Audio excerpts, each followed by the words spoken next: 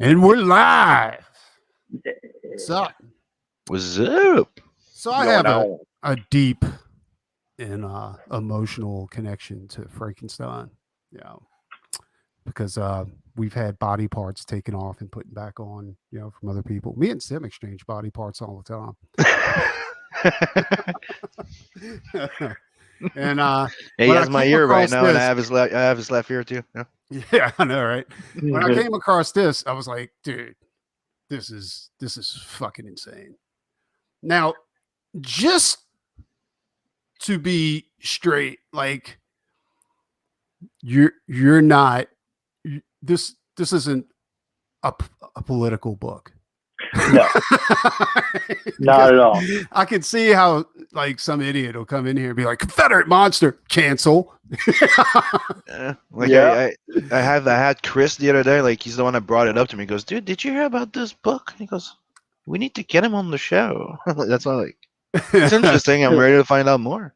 Honestly, I have to commend you too, because I love the title. I think it's awesome, but I can also see where it takes some balls too to put Confederate. Well, I got to say the internet doesn't like it very much. So yeah, but I like that. That's one of the reasons why I backed it too, because I was like, oh yeah, I got to back this. Thank you, appreciate it, bud. But yeah, dude. And on top of that, like it's a really decent book. Like it's the artwork, the coloring, everything is top notch. Like I really like it. And I love the color choices that you pick too, because it definitely falls within the horror genre. Absolutely. Yeah, and also I'm digging this. Like you did an EC cover. Yeah, that's badass, dude. For sure. And I okay, I'm gonna let you talk in a second. I'm just gonna ramble because that's okay. Like, did you do all this traditionally, or is it done on a computer and you ink some of it traditionally, or it's all largely done digitally? Okay. Even some of the black and white print stuff that you see there, even though it has a lot of like weathered age kind of look to it, that's all a digital effect. So it may sound like it's not going to come out looking traditional, but it definitely does come out looking really authentic. Well, this is one of the one thing I noticed about your book is that it almost looks like you just penciled it. You know what I'm saying? Like it doesn't look like you went ahead and you inked it all up, like did it all sleek and everything. Like I see most comics, like digital comics now, right. And we got Made in Hell. Made in Hell is like she follows this channel. She's a very, very good supporter. Well, hello. Hello. Welcome. Yeah, I'm glad that you pointed that out, because I chose a specific kind of digital pen that has a rougher edge to it, and I wanted to really kind of have that rough kind of gritty texture to it to really kind of ground it within that horror genre. Yeah, and it does look like an EC book when it comes down to that, like with the roughed. I mean, the rough textures with the what looks like pencils, but it's not. It's digital. But yeah, that's one thing that's one of the reasons why I backed the book too, because it wasn't your standard. Like just it's got a different feel to it, Yeah. And I really, really like that, because there's this book falls in the same category to me as Robert. You know what I'm saying? Like they both have that same feel. And from what I understand, like Robert, like some of that's digital and some of that's like traditional. Like I think he switches between the two or something like that. But yeah, and you should be way ahead of where you're at now, dude. Like I'm being way serious. I don't know if you're not pushing this fucker enough. I think it's visibility. I think it's a question of visibility, because I haven't really heard about it until Chris brought it up. Somebody brought it up to Chris, right? So it's like we need to just get him more around and get more eyes on him. Yeah, you need to push this harder, because I need to have this in my collection. I'll tell you what. I've been on. I think so far I've been on about 15 shows, and I've got another like 7 or 8 scheduled before the thing wraps up. So, I'm going as hard as I can right now. I think I might be able to book maybe a couple more shows. But yeah, I think really primarily my biggest obstacle at the moment is, a lot of guys right now, they have their, like they have their own YouTube show, they have their own YouTube following and YouTube community. And that's something I really haven't developed as much as other people. So I'm really trying to build my YouTube channel kind of at the same time as running this. Yeah. And so I'm hopeful that by the end of the story, because this is only for the first half. Yeah. So by the end of the story, I got 3 more issues to make. So I'm hopeful that, by the end of that the community will be a little larger and we can really blow the doors off of the second campaign.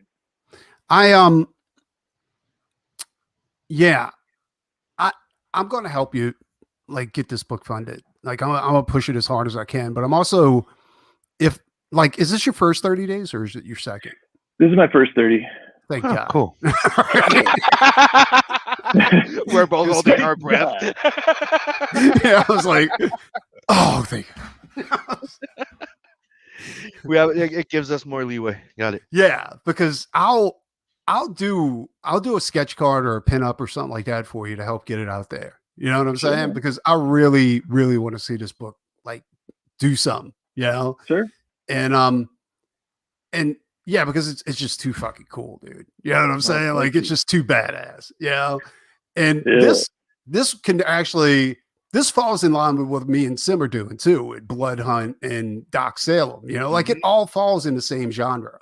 And that's another reason why I want it to succeed too. And yeah, I hope, like I really hope it isn't the fact that you have Confederate in the title that is causing people to be like, it might cause a problem for like on social media to be seen. Like it might be shut down, like not as trending because oh shit, I never thought of that.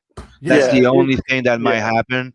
So you could get around it by sharing the link and not put Confederate in it, on like Twitter or something, Facebook. Right. Yeah. I'm gonna try it both ways and see what happens. Yeah. Yeah. That is definitely something that, is not helpful, but, that's retarded. It is. I mean, it's just incredibly, it's incredibly unfortunate. But dude, look at that cover. That cover with the dead horse. That is fucking awesome. It's great. I like the ECU one. Yeah, me too. I dig that one too. Like, that's badass. You need to weather that cover a little bit to make it look like an old comic. Yeah. There you go. I did one for my previous. I did one for my previous campaign, for my previous book, Feast or Famine, where I made more of like a sci-fi retro EC cover for that. And people loved it so much, so I figured why not, do a similar one for this, but kind of in the vein of like Tales of the Crypt. So I was check it does have that feel too. Like I was checking out Feast and Famine too. Like it's no longer available, right? Like I mean that campaign's all closed down and shut. Yeah, for the crowdfunder. Right? That was on Alterna. You could buy it through Alterna. You can actually still buy it through my online store, but yeah, it's shut down on the Indiegogo. I'm gonna have to check that out because I found like I've literally just discovered your work within the last maybe less than a month. That's the one with the pup science fiction type of helmet, right? A bit like Fear Agent. It's like an alternate universe where Nikola Tesla and Albert Einstein partner together and go on a adventure. I've definitely got to check that out. I saw it. I was just trying to place it in my head, but I didn't get the chance to back it. But yeah, okay, got it. And that's another thing too. I got the digital though. Yeah, I just don't read the stuff that comes with this book is insane. Like you're not being stingy with the stuff you're giving away. Like that's another reason why you see, here's the thing. Like running a campaign is mainly about, it's two things. It's quality and it's timing. If you have a really good book and you run it at the end of the year, it's a good chance you're not going to make any money. You know what I'm saying? Like it's not going to succeed. Because people they feel like they can't be selfish, because the holidays are coming up and they got to buy presents and blah, blah, blah, blah, blah. Yeah. But you've done everything right, and you're actually, you're giving away more than what most creators are giving away with this book, besides a really good book, you know? And there's 3 issues, right? Yeah. Yeah, 3. Mm-hmm. And the first issue is double sized, isn't it? Yeah. Or something Yeah. like that. So it's 80 pages. Yeah, total.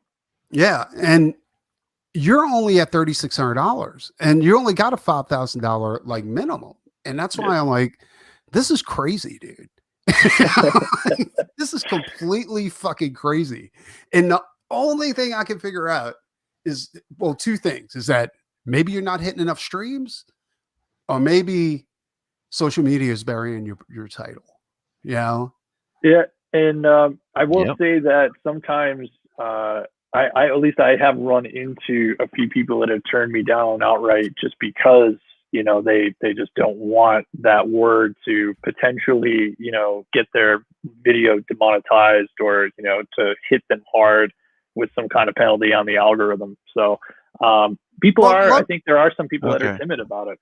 I just did a test. At least he's not blocked from the research on Indiegogo, because there's a few campaigns that happened. So I could find sometimes it doesn't happen right away. Like sometimes they notice it and they're like, oh no. Right. Like the moderators, they're like, oh no, no Confederate. What are you, crazy? But like seriously, like when did you first discover you was a racist and you decided you were racist? Oh my goodness! You know what's funny? Well, it all started. Yeah, right. If anyone actually like looked up me on the internet, it's like the furthest from the truth. Well, your last name's Swartz. That's not really an Aryan name, dude. Let's be honest. Can we be honest about that? Yeah, not entirely. So, but yeah, I think for this book in particular, when I did start, because I honestly didn't register in my head until I think I don't know who said it to me at first, but somebody said it to me first, and I realized, oh crap, maybe that could be potentially an issue. And I did spend a little bit of time, seeing if maybe, potentially there's another title that was, out there. And I just couldn't come up with anything better. It's a really. I wouldn't change the title. Fuck that. Yeah, I mean, it's a simple title. It's nice and it describes the story really well. But like you said, I didn't want to change it mainly because I felt like, the content of the book, the content of the story, the content of the art should kind of speak for itself. And, if you can't get past that, if you can't read past one word, then I don't really feel like you're going to be invested enough to read through one issue, let alone 6, So, well, I've always said that art is there to guide civilization. Civilization isn't there to guide art. But I was listening to this professor, and he enlightened me a little bit more about it. He said that artists are actually there to expose the hypocrisy of civilization. You see what I'm saying? And this, this is it. You know what I'm saying? This is because this book hasn't hit its goal. It shows the hypocrisy of, you know what I'm saying? Like if you're going to judge something straight off of one word in the title without checking out the story, I'm sorry, you're a hypocrite. You can't say that you're a social justice anything, or like you're an anti anything if you're going to do that. Like that's you're trying to get attention, basically, Well, and the other thing that I think of too is the fact that, it's not like the title is Confederate Warrior, it's Confederate Monster. It's not supposed to be like a glorifying title. So, I guess that's the one thing that kind of rubs me the wrong way too, is like, let alone getting past the first word, but the second word should really kind of drive home the fact that I am not a supporter. Like, good Lord. Yeah, well, that, and I mean, it's not like you got the rebel flag all over the title and all this kind of stupid shit. You're like, hey, the South will rise again. And this is coming from somebody in the South, dude. So sure, yeah. And it's amazing. Like this really trips me out. Like I've seen books with like less quality hit their goal. with less, of stuff that you're giving away, and it hit its goal with a less original concept. And it hit its goal. I wish I had a better answer. Because it would make me I know better. why, and I'm gonna start pushing it like crazy, and fuck it, I mean, what can happen, right? Right. And yeah, I mean, I don't understand it, and I'm gonna start pushing this book like nuts, dude. Like, because you really should be a lot further than what you are. I mean, you got 92 backers, which isn't bad, but you should have more. You should be at your $5,000 goal. Well, I will say the last one that I did for Feast or Famine, the collected edition, it was a collected edition, so it was an entire story. I will say that. But I was able to get I think I got almost close to 8,000. I had like 250 backers, something like that. And I had it in demand for maybe a couple of weeks, but we didn't really get much after the campaign closed in the in-demand period. So, but it could be a number of things all together. I will say this time around, I have been on, God, I can't even count, probably, 4 times as many streams as I was on the last one. So again, it's kind of hard to tell, but it's probably a combination of all the things we've pointed out so far. Well, I'm looking at, okay, so your featured swag bag combo. Now, this is $50. You get all 3 books, which is a combination of 80 pages or something like that. Yep. You get a print, stickers, coaster, and a t-shirt for $50. Dude. And all of these are add-ons too, because when I backed it, I noticed like you can add on different things when you're checking out. Like you can do the before I leave for my other stream. Sorry to interrupt. No, go ahead. Before I leave for the I was a bit quiet because I'm going over the campaign, right? Mm-hmm. And I'm like 1 click away from saying bought, right? Give me a quick pitch. Convince me. So this story is not only going to completely subvert your expectation of Frankenstein, but it's going to completely elevate it to a new place that you didn't think it could go, because the Civil War is just a perfect time period to tell this story in it. And I'm just shocked it hasn't been done before. So it's got everything that you want, plus things that you never even knew you needed. Done. Bought it. I bought the 3 issue. I'm a fan of it. I was going through it and I'm like, okay, I need to make my decision. I'm like, okay, just give me that quick little pitch, and you nailed it. So backed it. I'm backer number 91. Thank you for the support, my man. And I'll see you later. I'm gonna go with my bro Ace, and if you're still on, I'll be right back. All right, I'll talk to you then. Later. All right, cool. Bye. Yeah. So yeah, that's what I was saying. Like the like for $20 you get 80 pages, dude. 80, and that's 3 different books. That's not just one book. I think I was about to add an extra book, but I can't remember if I didn't. I don't think I did. I think I just got 3-book combo. But what I might do is I might try to go in and did you leave an option to go ahead and do the Confederate Monster EC cover on there? Add it? Yeah, everything should be individually itemized as an add-on in the checkout. So the EC cover, all the different prints should be different, add-on tiers within the checkout for everything. Oh, that's why I never got it, because it wasn't a comic cover. It was a print. Yeah, it was just a print. Yeah. All right. That's right. Yeah, that's what I was looking for was the East. I was trying to remember why I didn't get the EC comic cover. That's why, because I don't collect prints, Sure. But yeah, but besides that, like the you're not ripping people off, I mean, this isn't a 24-page book that you're asking $20 for, No. And that's one of the things where I'm like, this is crazy. Like this is January, February. This is the perfect time when you're supposed to launch, and it just oh my God. Oh wait, we got somebody else coming in here. We got DOA Presents.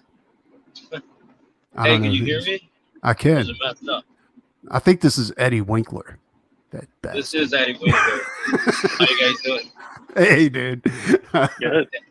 What do you think of this, Eddie?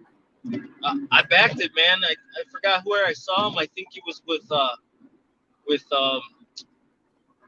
was either like Pizza Metti's Mondays or, man, I really can't remember. But when I saw it, I backed it. Awesome. So, thank you so much. No problem. It's a great project. I just turned on my phone when I got in my car right now. I saw that you were live. I saw that you sent the link, but so this thing's not funded yet? No, dude, it's about almost $2,000 away from it. Well, a little over 1,000 maybe from being funded. Yeah, it's like 1,400. Yeah, but that's ridiculous, dude. You should have been funded within. I mean, your first 30 days are almost up, and you're $1,400 away. That's ridiculous, because I mean, doing the best I can over here, I guess. I think people are just. I don't know. I don't. Maybe they don't like good stuff. I don't know, man. When I get home, I'm a nobody, but I'll tweet it out. Eddie's being extremely modest. Eddie was funded within the first 3 seconds he launched his campaign. Yeah, but that was not due to me, man. Like he only had a $500 goal, though. So let's be honest. Nah, but no, man. I'm driving. I just wanted to check in, not leave you hanging like always. But no, dude, I'll put the link out anyway. Like if you want to come in, you got the option. Like it's not a requirement, but yeah, I always enjoy having you on here. Whenever you have a chance to come in. And, if you don't mind, I'll stick in the room, but I'm gonna put my phone down. Yeah, go ahead. We'll talk about you. That's great. All right. Talk about Eddie. I'll be here if you need to ask me a question. I just gotta put the phone down. All right. Yeah, just in case the cops stop you or you get another heart. What if we hear Eddie screaming like at some point? No. Gunshots going off. Oh, dude. Hopefully not. Yeah. So this is your rendition of The Bride of Frankenstein? Maybe. Yeah. So I basically, for my bride, I kind of combined the two females from the original story. So in the original, you have Victor's fiance, Elizabeth, and then you have the bride that Victor's creating for the monster. So they're kind of two different characters. And in mine, they're actually kind of together in one type of character. So you get to see a new type of transition, a new type of, dynamic to that character, the Bride of Frankenstein. And it's actually the same for every character. Every character in this story is familiar, but it's presented in a way that you've never seen before. So you're going to see a very charming, clean-cut looking Igor. You're going to see an absolutely insane, out of his mind Victor Frankenstein biting the heads off of rats. That's fucking insane. That reminds me of Hammer, actually. Like, you got to be a Hammer fan if you're hell yeah, that, dude. Oh, absolutely. When I first was putting the look of everything together, my reference material and everything, I was watching those movies again just to kind of digest it and soak it up into my brain, as I was making pages, and yeah, definitely some Hammer stuff. I've been really highly inspired for the artwork by the old Bernie Wrightson illustrations for Frankenstein. Yeah. I really if you go into the update section, I looks added, like Bernie Wrightson right there. Yeah. I added in the updates an illustration of the laboratory, Dr. Frankenstein's laboratory. It's going to be used. I think it's a little bit. Yeah, that one up there. Yeah. Get to read. Yeah. Holy shit, that's badass. Yeah, it's going to be used as the grand prize. It's the grand prize. I know it's really tiny. Sorry. But there's an art contest going on for the campaign. Oh, so that's an original. Tonight. This is actually not an original. This is a digital. But I'm going to print it on an aged piece of paper like the other aged prints. Yeah. And it'll be just a one-off. So I'm not planning on printing anymore. It'll be like an exclusive kind of thing for the contest winner. Well, that's one way to make make digital collectible, I guess. Is it going to be on like archivable paper or something? Yeah, it'll be on some seriously awesome quality paper, aged, well, by my hand. I'm actually going to kind of take a little lighter to the edges of it too, to kind of give it that, burnt kind of look. Oh, that sounds awesome. Yeah. Yep. Yeah, we used to do that when I was when I was coming up. That was, it's just crazy shit. You said, I think I heard you on another stream too, where you said you was going to use coffee to kind of age the paper a little bit. Yep. Yeah. Yeah, that's my method right now. That's interesting because I used to know people that used to paint with coffee. Mm-hmm. They would they just the way you would use it as a tint. You'd water down black ink that would use coffee to go ahead and do their tints to get like that age photo look. Yep. That's what I'm using. Yeah. And did you ever read Frankenstein, the Modern Prometheus? Oh yeah, absolutely. It was a comic put out by Burly Man, I think it was. It's the people who created the Matrix. They had a comic company.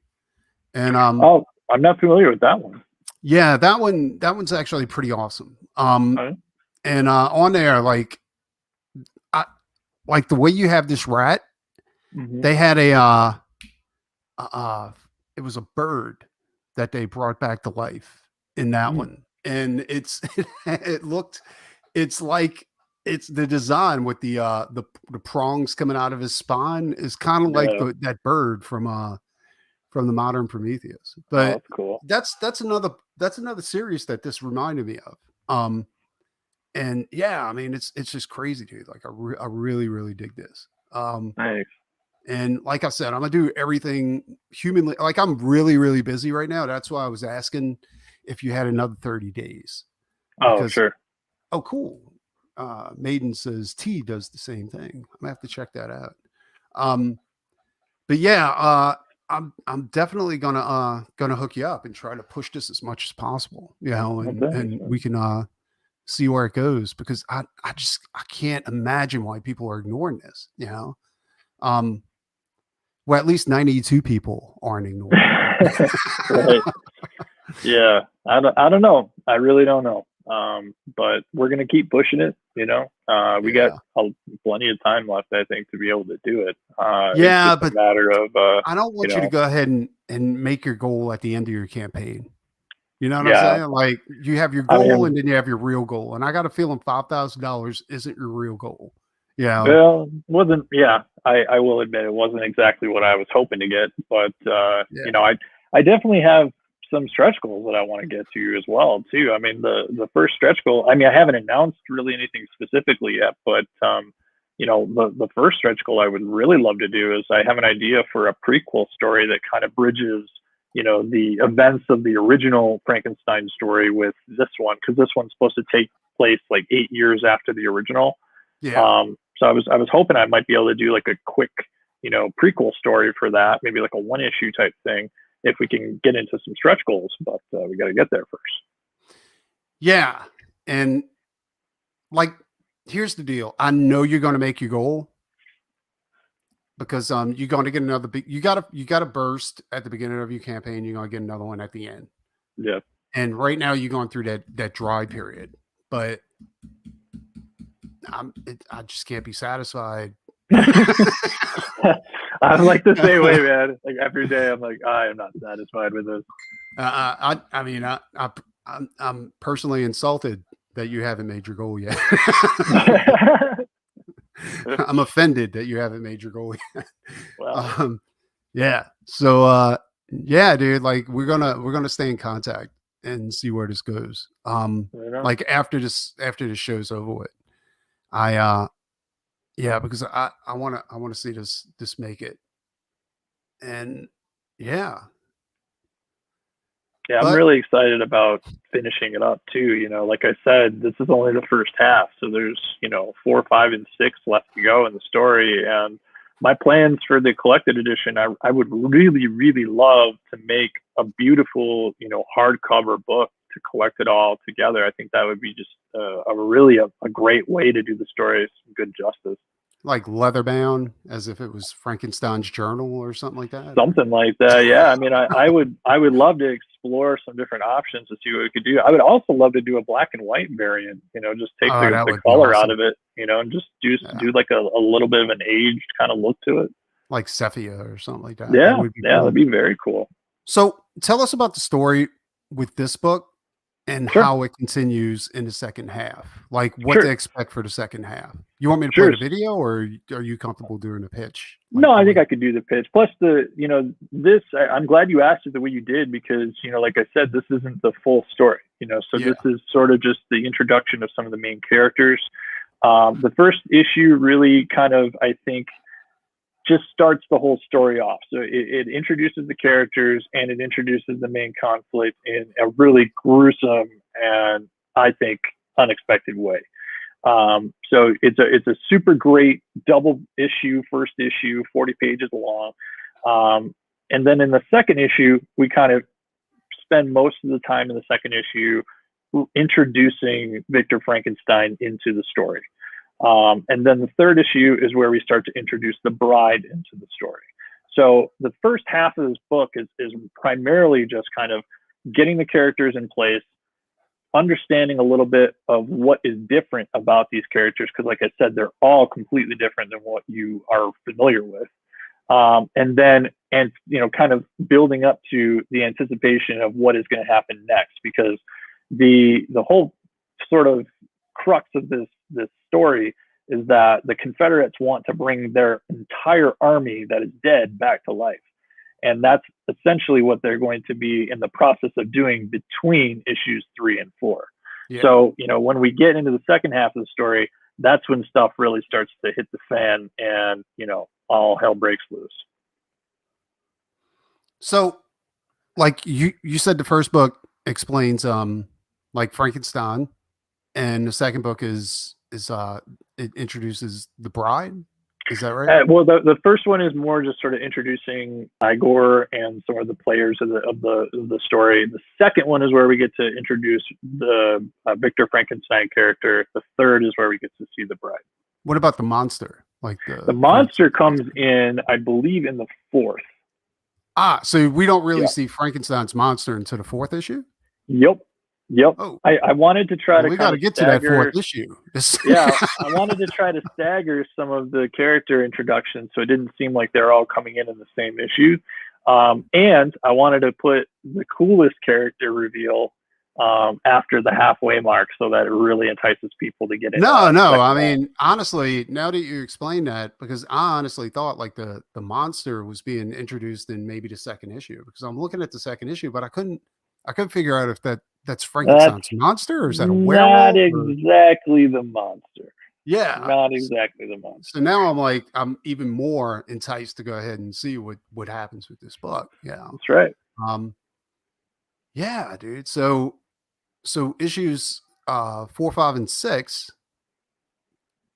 Did you explain that yet? Or well, so 4 is the introduction of the monster.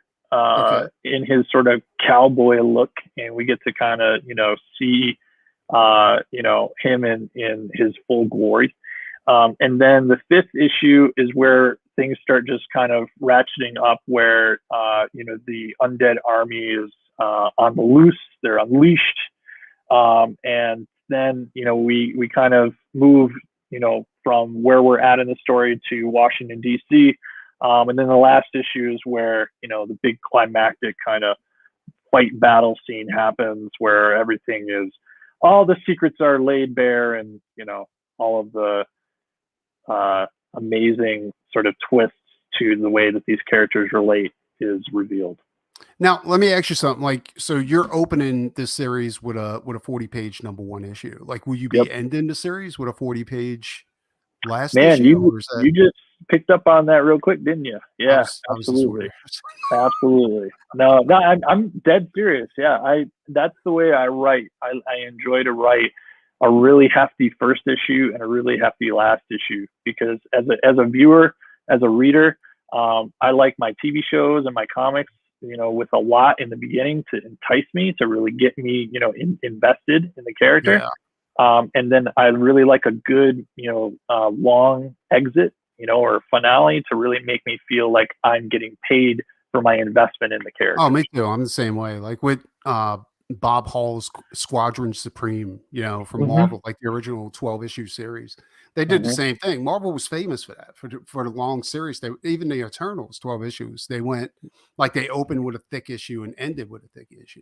Absolutely. And that's something we don't really do anymore. I don't know why. Like it's kind of weird. Yeah. But yeah, like, I mean, in the end, you're looking at 160-page trade paperback without the filler, So that's going to be a hell of a trade, dude. I think I might back that too when you get ready to release. I mean, my plan right now is to take the rest of the year to finish the book. And then I'll probably be doing another crowdfunder to collect it all the same time next year. Hey, look, you already got me sold on that, dude. Like I'm down. Right on. Yeah. So fuck it. Back this bitch. Links in the description. This is gonna be a short show tonight because it's okay. I got a ton of shit to get done with. But one last thing I did want to mention though before we left is today I just added a brand new perk. It's a 3D printed bust of Dr. Frankenstein. I was looking at that.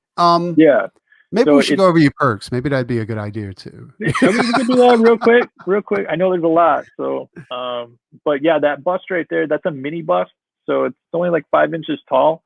But it's going to be painted to resemble marble. I'm going to do a lot of, hand done techniques myself to really make it look nice.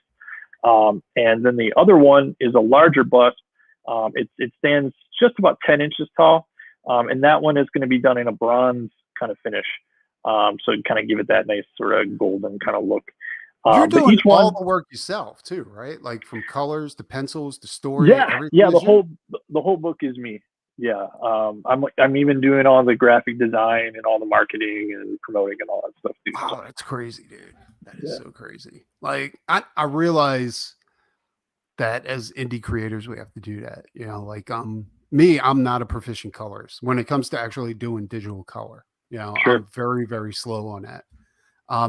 Because I'm OCD. I mean, yeah. Sure. ADD. I'm sorry, ADD. So I've had plenty of experience in coloring. Actually, I've actually done more in coloring professionally than I've done drawing. If you can believe it or not. Feast or Famine, my previous book, I had another artist draw it, and I colored the whole thing. And then right after that book wrapped, he and I both worked on another book together, The Comic Book History of Basketball for 10-speed. And that was another, 160-page beast. So it looks like Blue actually got Feast and Famine. Yeah. Yeah. And he said you structure stories really well. Oh, thank you. Appreciate that, man. Yeah, that says something because Blue, in my opinion, Blue's a pretty smart guy. Yeah. Right on. Yeah. So yeah, that's badass, dude.